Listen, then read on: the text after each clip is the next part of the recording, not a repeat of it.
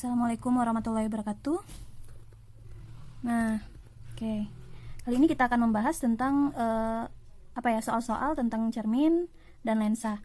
Nah, untuk yang pertama ini tentang cermin datar dulu. Nah, seberkas sinar mengenai cermin datar seperti pada gambar ini. Ini katanya 30. Nah, berapakah besar sudut pantul yang terjadi? Berarti yang dinamakan dengan sudut datang itu yang ini ya. Ini I, ini R. Nah, kalau ini 30 berarti ini adalah 90 kurang 30, dapatnya 60 ya. Nah, sudut pantul itu sama dengan sudut datang. I sama dengan R sama dengan 60.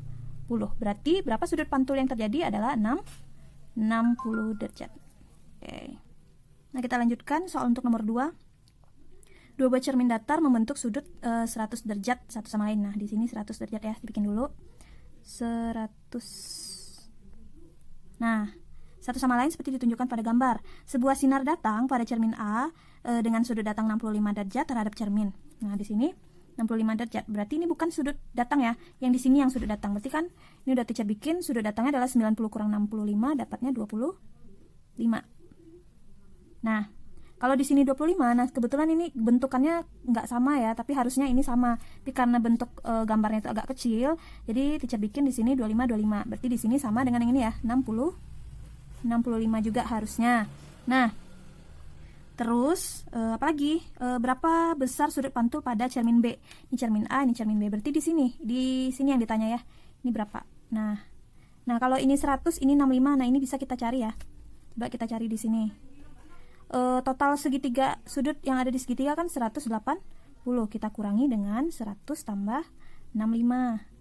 Nah, berarti 180 kurang 165. Dapatnya berapa? 15 ya? Ya, 15 derajat. Berarti di sini 15. Nah, kalau ini 15, berarti di sini berapa? Di sudut I2. Nah, I2 sama dengan 90 kurang 15. Di 90 kurang 15 dapatnya 75. Jadi di sini 75, di sini juga 75. Sampai di situ paham ya? Di I2 sama dengan R2 sama dengan 75. Oke.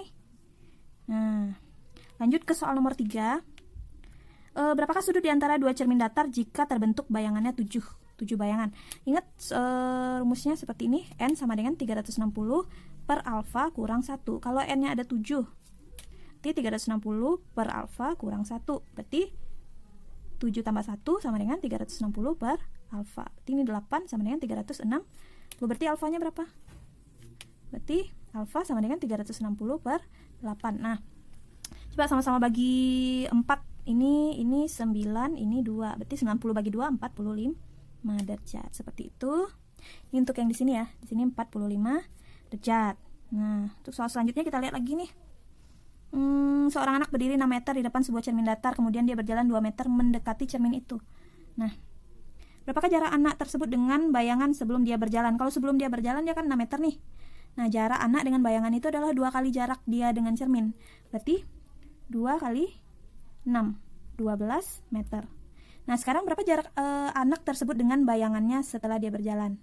Nah, berarti kan dia mendekati cermin 2 meter. Berarti ini dikurangi karena dia kan, misalnya nih kita bikin di sini, ini anak, ini cermin, ini 6 meter.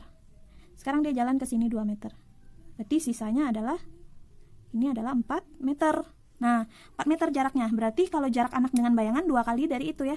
Karena jarak benda ke cermin sama dengan jarak cermin ke bayangan. Berarti 2 kali 4 dapatnya 8 meter. Berapakah jarak antar bayangan anak tersebut sebelum dan sesudah dia berjalan? Gimana? Jarak antara bayangan anak tersebut sebelum dan sesudah dia berjalan. Nah, contohnya ilustrasi ini untuk yang nomor C tadi. Berapakah jarak antara bayangan anak tersebut sebelum dan sesudah dia berjalan? Nah, ini kan tadi sebelum 6 meter nih. Sesudahnya jadi 4 meter dengan cermin ya. Nah, berarti jarak antara sebelum, Nah, jarak antara sebelum dan sesudahnya menjadi, dikurangin aja nih 6 meter dikurang sama 4 meter jadinya 2 meter gitu aja. Berarti jadinya 2 meter ya.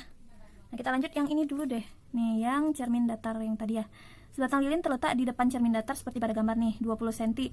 Kemudian, jika lilin digeser 2 cm mendekati cermin, maka jarak lilin dengan bayangan sama kayak tadi ya. Kalau dia digeser 2 cm mendekati berarti jadi berapa ya? Berarti 20 kurang 2, dapatnya 18. Nah, berarti jarak lilin dengan bayangan kali 2 aja, berarti 18 kali 2 sama dengan 36 cm. Gitu aja ya. Oke, kita lanjut soal selanjutnya, ini tentang cermin cekung.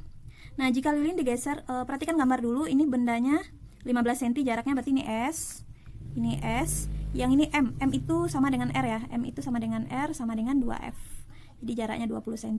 Kalau dua fokus aja 20 cm, berarti fokusnya bagi 2 ya, 20 bagi 2, 10 cm, berarti ini 10. Nah, jika lilin digeser 10 cm mendekati cermin, nah tadi awalnya kan 15, sekarang digeser 10 cm, berarti kan pindah ke sini. Nah, jadinya 15 kurang S-nya menjadi 15 kurang 10, dapatnya 5 cm. Berarti 5 cm itu letaknya di mana? Ruang 1 ya. Jadi dari 0 sampai 10 itu ruang 1, 10 sampai 20 ruang 2, 20 ke atas itu ruang 3. Nah, ini kan dia di ruang 1. Ruang 1 sifatnya apa? Maya, tegak, diperbesar. Nah, diperbesar tuh angkanya lebih dari 1, berarti carilah yang maya atau semu. Nah, ini semu, ini kan semu dan semu. Perbesarannya diperbesar. Kalau 0,5 itu diperkecil namanya. Yang ini diperbesar, berarti jawabannya yang si D ya. Nih, jawabannya yang D, gitu aja. Oke, lanjut ke lensa cembung. Nah, di sini jarak P-nya, jarak bendanya adalah 30 cm. Fokusnya 20 cm, berarti bikin di sini dulu S 30 cm. F-nya 20 cm, maka akan dihasilkan bayangan benda P dengan sifat. Nah, ini kan dia di ruang 2 ya. Kalau di ruang 2 pasti sifatnya nyata, terbalik, diperbesar. Tapi diperbesarnya gimana? Nah, coba cari dulu S-nya ya. S aksen. Berarti 1/S aksen sama dengan 1/F kurang 1/S. Karena dia lensa cembung, berarti fokusnya positif. 1/20 dikurang 1/30. Berarti pakai KPK ya. Nah, KPK 20 sama 30, 60. 60 bagi 23, 60 bagi 32. Berarti dapatnya 1/60. Nah, ini 1/S aksen. Berarti S aksennya udah di sini deh. S aksen sama dengan 60. Nah, perbesaran gimana? S aksen per S. 60/30. Nah, dapatnya 2 kali perbesaran, 2 kali nyata ya. Nih, sifat nyata tadi. Oke, C.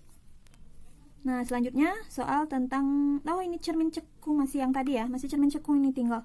Nah, cermin cekung ini jika benda, gambar berikut menunjukkan pembentukan bayangan jika benda diletakkan 6 cm. Ini 6 cm, S aksennya 12. Kita bikin di sini dulu.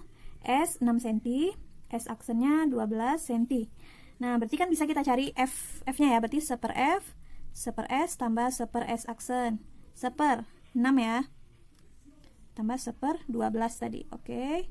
12 bisa bagi 6, berarti itu KPK-nya 12 bagi 6, 2, ini 1, berarti 3/12. Ini 1/F baru, berarti F-nya adalah 12/3, dapatnya 4 cm. Nah, sekarang jika benda digeser dari posisi semula 1 cm menjauhi cermin, kalau gitu berarti S-nya sekarang menjadi menjauhi, berarti nambah ya. S-nya 6 tambah 1, nah jadinya 7 cm. Berapa jarak bayangannya? Berarti pakai yang ini tadi, cuman S aksen yang kita cari. 1/S aksen sama dengan 1/F kurang 1/S. 1/4 kurang 1/7. Pakai yang 28. Ya, KPK-nya ya, jangan lupa ini KPK. 28 bagi 4 7, 28 bagi 7 4. Dapatnya 3/28. Nah, berarti S aksennya 28 bagi 3. Dapatnya 9,3 cm gitu. Lanjut, 2 soal terakhir nih, lensa cekung. Fokusnya 12 cm dan benda terletak jaraknya 18 cm dari lensa. Nah, berarti fokus kita lensa cekung ya, berarti 12 cm karena dia lensanya cekung, berarti dia lensanya negatif. Jarak bendanya S-nya 18 cm. Deskripsi bayangan benda yang dibentuk oleh lensa adalah, nah yang pasti S aksennya itu pasti nanti akan menjadi negatif atau di depan lensa ya, di depan lensa. Nah, kita cari dulu S aksennya pakai rumus 1/F tadi.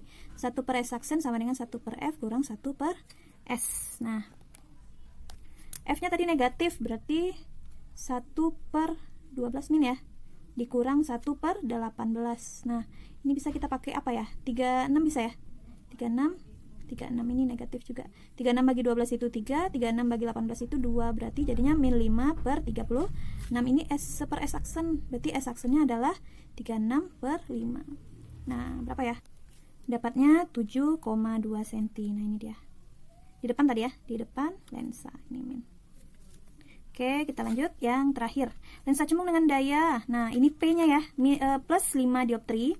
Di depannya terletak benda dengan jarak 60 cm. Jika tinggi bendanya 8 cm, tinggi bayangan berapa? Nah, kekuatan lensa itu kan 100 per F ya. Kalau kita pengen cari F-nya dalam senti, berarti F-nya adalah 100 per P atau 100 per 5.